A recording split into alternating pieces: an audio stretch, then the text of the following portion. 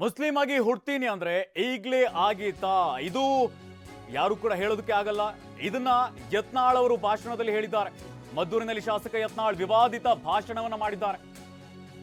ಶಾಸಕ ಸಚಿವ ಯಾರೇ ಇರಲಿ ಮುಸ್ಲಿಂ ಆಗ್ಬೇಕಂದ್ರೆ ಇಲ್ಲಿರೋ ಬದಲು ಜನ್ನತ್ಗೆ ಹೋಗ್ಬಿಡಿ, ಗಲಾಟೆಗೆ ಕಾರಣರಾದ ಮುಸ್ಲಿಂ ಗೂಂಡಾಗಳನ್ನ ಬಂಧಿಸಿ ಅಂತ ವಿವಾದಿತ ಹೇಳಿಕೆಯನ್ನು ನೀಡಿದ್ದಾರೆ.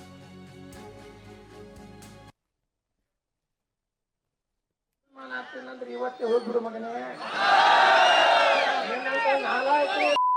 ನಮ್ಮ ಯಾವ MLA ನಾನು ಮುಸಲ್ಮಾನ್ ಆಗ್ತೀನಂದ್ರೆ ಇವತ್ತೇ ಹೋಗ್ಬಿಡು ಮಗನೇ, ನಮ್ಮ ನೋಡಿ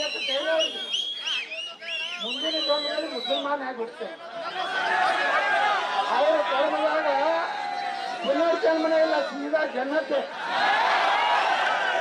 ಜನ್ನತ್ನಾಗ ಏನೇನು ಬೇಕಿಂತಲ್ಲ ಬೇಕೇನಿಲ್ಲ ಅವ್ರದ್ದು. ಜನ್ನತ್ಗೂ ಯಾರು ಹಿಂದೂಗಳನ್ನು ಕೊಲೆ ಮಾಡ್ತಾರೋ, ಯಾರು ಕ್ರಿಶ್ಚಿಯನ್, ಜೈನ, ಸಿಖ್, ದಲಿತರನ್ನ ಯಾರು ಕೊಲೆ ಮಾಡ್ತಾರೋ ಅವರಿಗೆ ಜನ್ನತ್ ಸಿಗ್ತದೆ. ಸ್ವರ್ಗದಾಗ 72 ಕನ್ಯೆಯರ ಸ್ವಾಗತ ಮಾಡ ಸುಂದರ ಕನ್ಯೆಯರಾಗ್ತದೆ. ಅವ್ರ ಹೈಟ್ ಎಷ್ಟೈತಿ, ಅವ್ರ ಹೈಟ್ ಎಷ್ಟೈತಿ, 30 ಫೂಟ್ ಹೈಟ್ ಅತ್ತ. ಈ ನನ್ನ ಮಕ್ಕಳು 4-5 ಫೂಟ್ ಇರ್ತಾರ.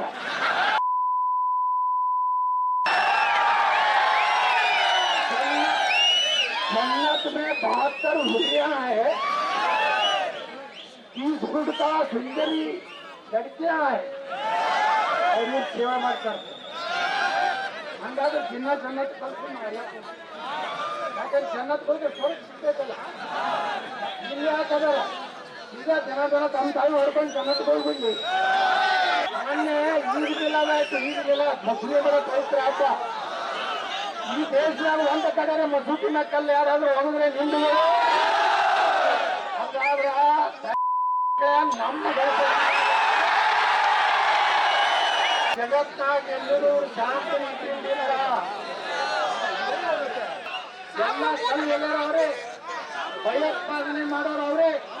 ಈ ದೇಶದ ಅನ್ನ ತಿಂದು ಕಲ್ಲು ಪಾಕಿಸ್ತಾನ ಜೆಂಡ ಹಾಕ್ತಾರೆ. ಪಾಕಿಸ್ತಾನ ಜೆಂಡ ಹಾಕ್ತಾರಲ್ಲ, ಪೊಲೀಸರು ಅವ್ರಿಗೆ ಹೊಡಿದಿಲ್ಲ.